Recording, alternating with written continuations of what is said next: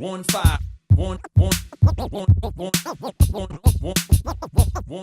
up, guys? Here today with us is David Nilssen, and Clay Clark will be talking to him about his approach to business. If you don't know about David Nilssen, he is the co-founder and CEO of Guidant Financial. Since starting the company with just two people who shared a laptop, the company has now helped fund over 10,000 small business owners. Guidant Financial has helped to connect small business owners to over $4 billion of capital that's been used to create over 60,000 jobs throughout the United States. Today, Mr. Nilssen will be walking us through his approach to business. David has been very successful at business, so watching this series will be very beneficial to your business. But only if you're able to take what you learned today and apply it to your life and business. Otherwise, today's lesson could be more meaningless than setting up a military base in Antarctica to fend off penguins, I suppose.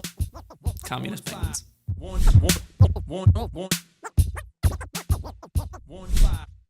David, I appreciate you letting me come to your boardroom and harass you, my friend. Yeah, thanks for being here.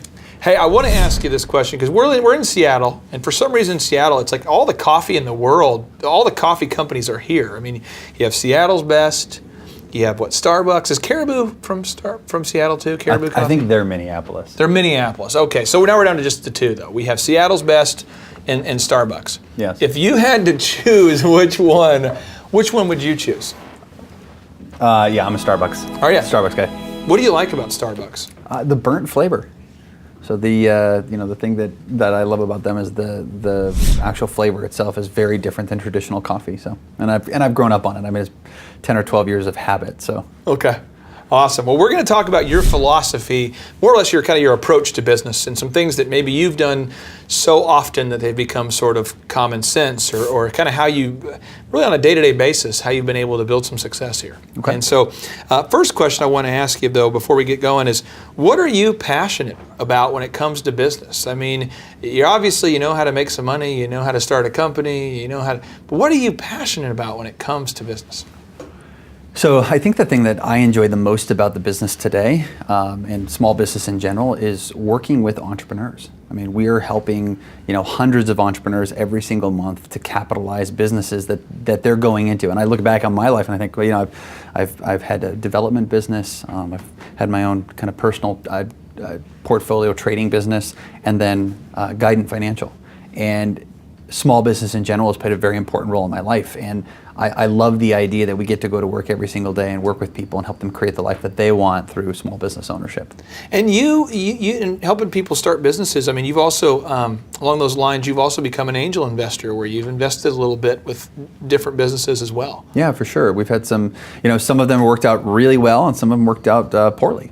But I love working with entrepreneurs. The thing I love about being an angel investor is you're working with people at the point of conception, right? You're an early stage investor. You're helping them formulate their business plan, think about their go-to-market strategy, and help to evolve that business plan over time. And you get to be an advisor in that process. And I find that really fun.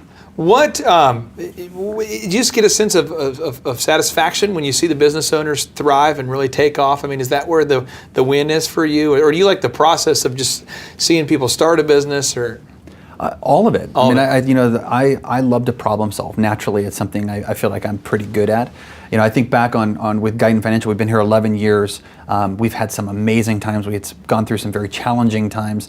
And I think mentors in general have played a really important part of my life. And so the fact that I get to now spend some time being that mentor for other, kind of early stage entrepreneurs is really exciting. Well, okay, so let me ask this. You have a bunch of goals. You probably have a lot of goals currently that you're working on.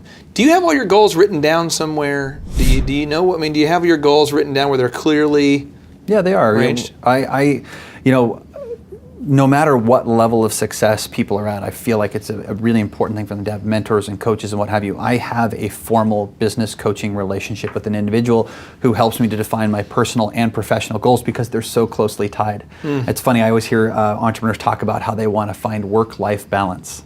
From my perspective, that is a fairy tale. Because as an entrepreneur, you are so closely tied to the business. The work and the business have to work in a synergistic manner, not be two separate entities that you try and keep, separation between church and state. It just doesn't work.